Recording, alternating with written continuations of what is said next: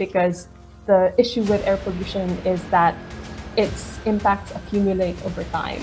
So it's not just, I breathe bad air this one day, it's fine. It's a continuous exposure to these dangerous levels of pollutants.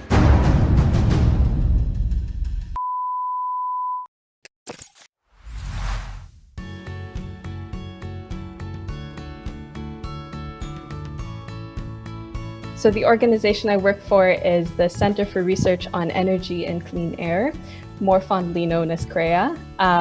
It's an international independent research organization that looks at the trends, the sources, and the impacts of air pollution around the world. And we look at the solutions to that problem as well, more specifically the solutions in the energy space.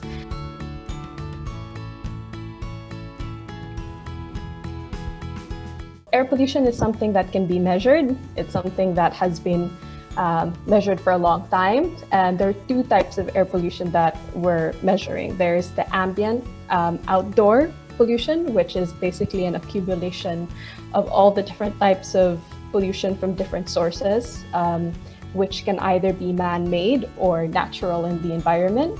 And so that's the ambient pollution that we're measuring. And there are also, you're also able to measure emissions from the stack or from the sources of emissions themselves. So in Southeast Asia, this is a particular challenge.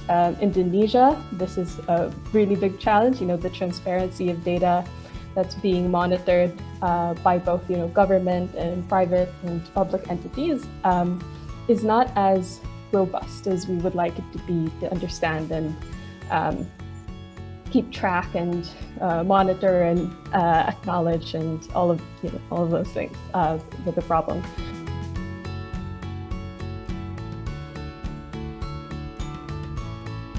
I think when you live in a city, you understand that you're living in pollution. You know this, but it's different when you can tell exactly how bad it is.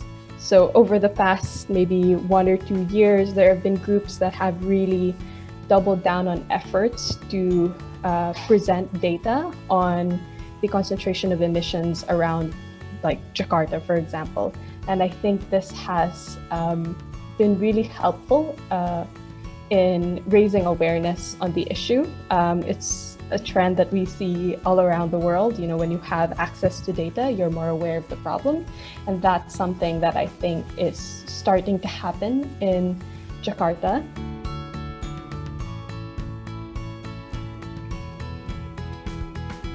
So what we found is that the average, so for the entirety of 2020, we actually found that the air quality levels in Jakarta decreased from 40 micrograms per cubic meter of PM 2.5.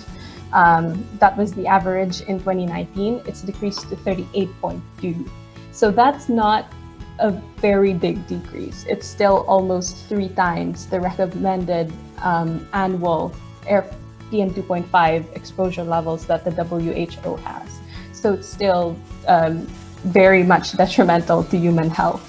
And I think when you think about the context in which this small decrease has happened with COVID-19, it's even more worrisome. Like the activity in Jakarta and across Indonesia came to a virtual stop for maybe 3 months with the PSBB.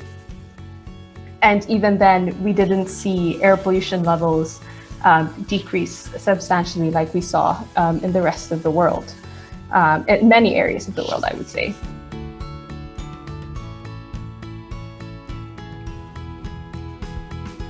It's not just Jakarta that has these dangerous levels of air pollution. We saw like outsized impacts in South Tangerang.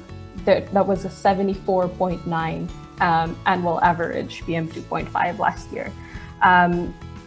That's excluding the pollution in October, November, and December, but still, that is really, really dangerous levels. That's 7 times what the WHO recommends. And in that report, in the IQ Air report, all of the cities where IQ Air has monitors or data to assess the problem actually had PM 2.5 above the recommended level. So that's Jakarta, Bekasi, Surabaya, Pekanbaru, and then Ubud.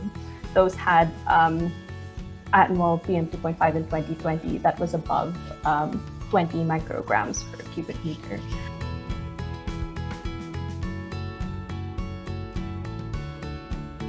The really crucial first step is data transparency, really. And this is something that a lot of groups on the ground have tried to encourage. There are certain now private sector groups, I don't know if I would call them private sector, but there are groups now that are using the technology that's available to us to monitor these impacts.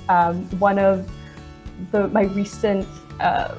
recent groups that has come out in 2019, I think, is Nafas, which is an app that they have so many monitors around Jakarta, and they're expanding around, but they'll show you, where, based on like a certain location in the city, what are the air pollution levels, and they'll give you that data. I think it's hourly, daily, and so there's a real awareness to what you're being exposed to, and a real personal awareness and a personal exposure. Even if we're seeing progress, and I think part of the progress is because the problem has become so large, we have to move quickly, because the issue with air pollution is that its impacts accumulate over time. So it's not just, I breathe bad air this one day, it's fine. It's a continuous exposure to these dangerous levels of pollutants. Hi, I'm Isabella Suarez from the Center for Research on Energy and Clean Air. Follow Bicara Udara on Instagram to keep updated for the latest insights on air pollution in Indonesia.